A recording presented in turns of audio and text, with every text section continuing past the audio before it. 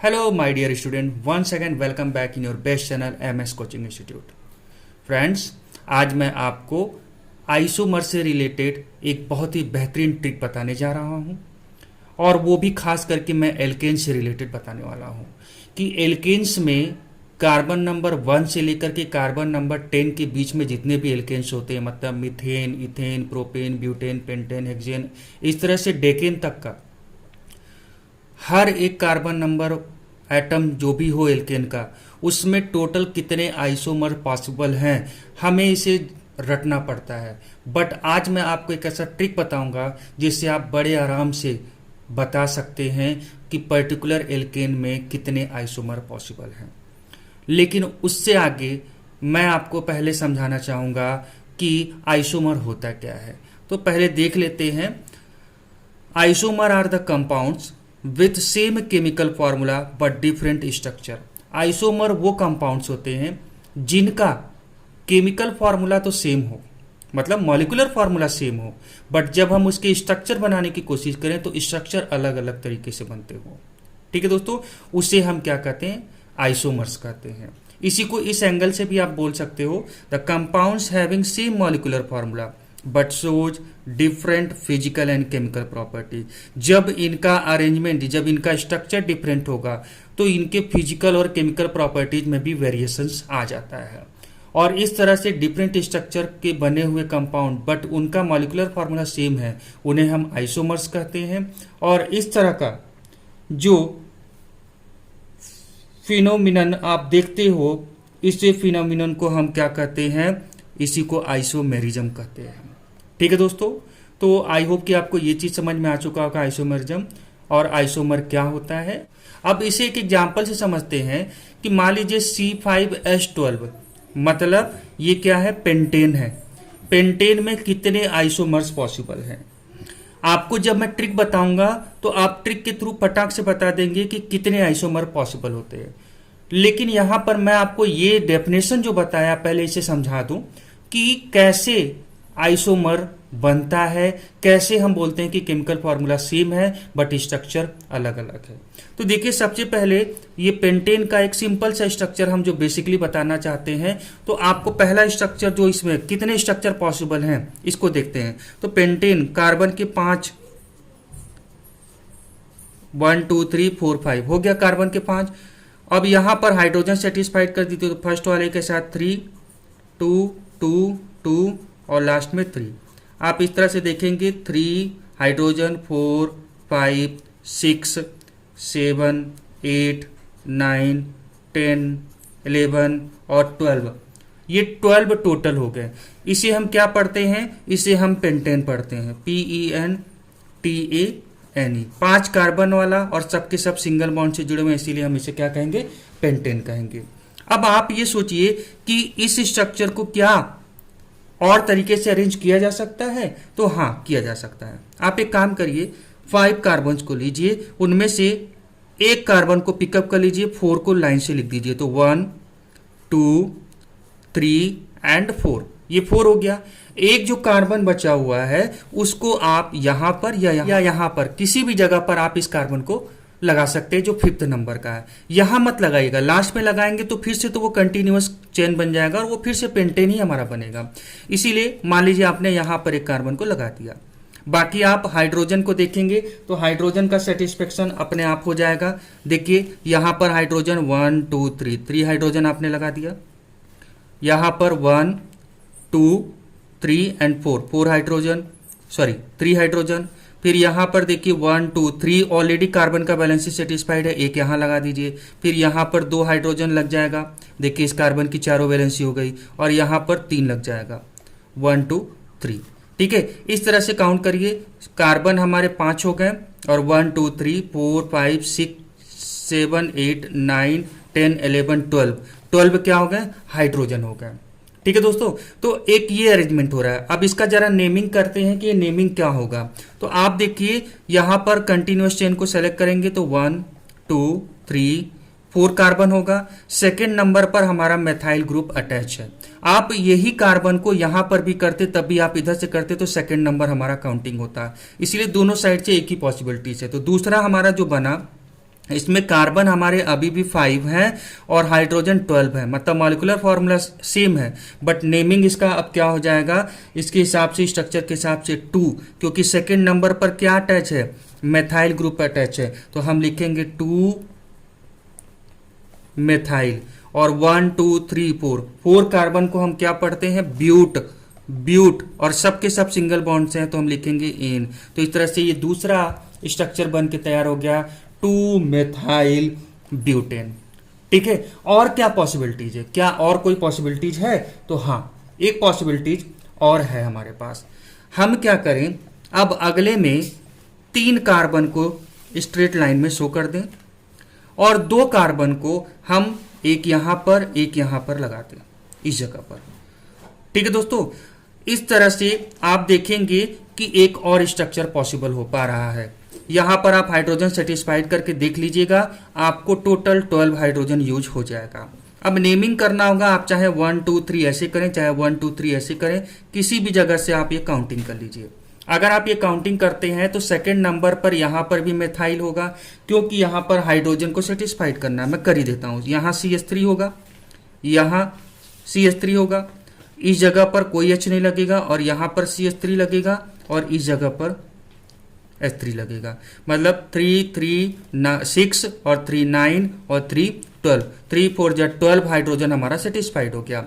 अब नेमिंग इसका करना होगा तो कैसे करेंगे, दूसरे नंबर पर इधर भी मेथाइल इधर भी मेथाइल, तो हमने पढ़ा इसका नेमिंग कैसे करते हैं, 2,2, क्योंकि 2 बार आया तो 2,2 लगाएंगे और दोनों ही दूसरे नंबर पर क्या है, मेथाइल है और वो 2 बार यूज हो रहा है तो हम यूज करते हैं डाई मेथाइल। और कार्बन कितने हैं, 1 2 3 कार्बन को हम क्या बोलते हैं, प्रोप, तो PROP, और सबके सब सिंगल बॉन्ड से हैं तो हम यहां लिखेंगे ENE। और कोई पॉसिबिलिटीज नहीं है। तो इस तरह से आप देख रहे हैं कि पेंटेन के 3 पॉसिबिलिटीज हुए अलग अलग स्ट्रक्चर बनाने के, जबकि सबके फॉर्मूले में C5H12 भी आ रहा है। तो इस तरह से हम बोल सकते हैं कि पेंटेन के टोटल 3 आइसोमर्स होते हैं।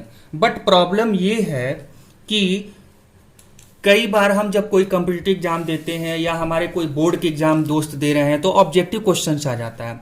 अब उसमें ऐसे मान लीजिए C6 और H14 मतलब हेक्सेन आ गया और उसका पूछा जाए कि कितने आइसोमर पॉसिबल हैं, तो वहां पर आप इतना बना करके जल्दी जल्दी करेंगे तब तक आपका बहुत समय कंज्यूम हो जाएगा। और चूंकि हमें कम समय में जल्दी से जल्दी रिप्लाई करना है तो इसी के लिए अब मैं आपको वो ट्रिक्स बताने जा रहा हूं जिससे आप बड़े आराम से number of isomer find out कर लेंगे। ठीक है दोस्तों, तो आइए देखते हैं।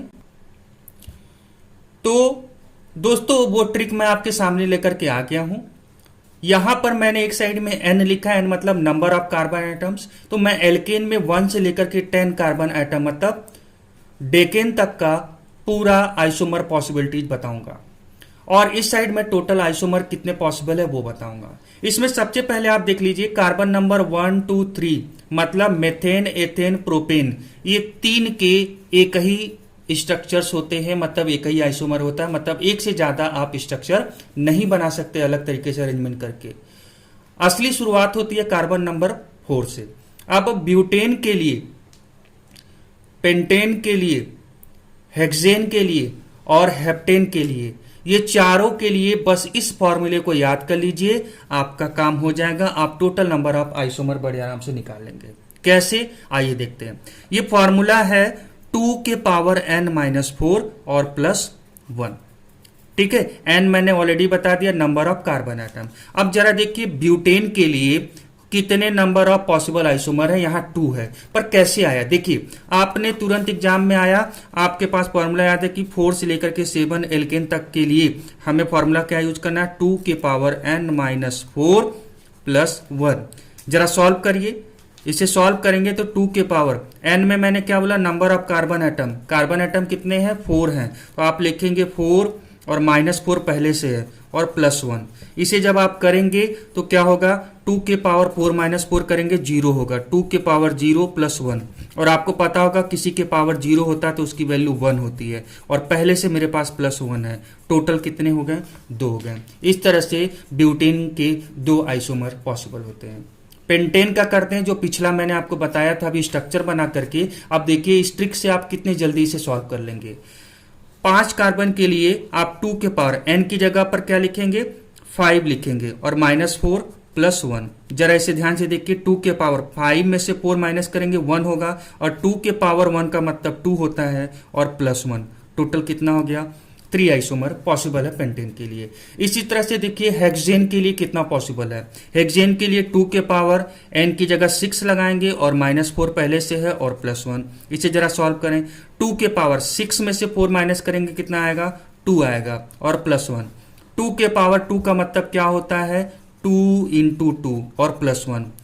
2 × 2 2 टू जा 4 और +1 कितना होगा, 5। इस तरह से देखिए हेक्सेन के 5 आइसोमर पॉसिबल होते हैं, ये हमें तुरंत पता चल गया। 7 मतलब हेप्टेन, हेप्टेन के लिए कितने आइसोमर पॉसिबल हैं, इसी फॉर्मूले का यूज करके आप फटाक से बता सकते हैं। 2 के पावर यहां पर n की जगह आप लिखेंगे 7 -4 + 1। अब आप देखिए 2 के बाद 7 में से 4 माइनस करेंगे 3 बचेगा, मतलब 2 के पावर 3 एंड +1। 2 के पावर 3 का मतलब 2 × 2 × 2 +1, और यहां पर करेंगे 2 2 जा 4 2 जा 8 और +1 कितना होगा, 9। मतलब हेप्टेन के लिए 9 आइसोमर पॉसिबल हैं। देखिए दोस्तों, ये आपके लिए कितना कारगर साबित हो रहा है कि आप फटाफट कितने number of isomer particular alkane के बन सकते हैं, आप इसे बता पा रहे होंगे।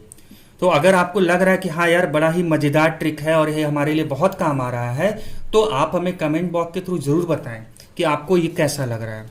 आइए, अभी कहानी खत्म नहीं हुई है।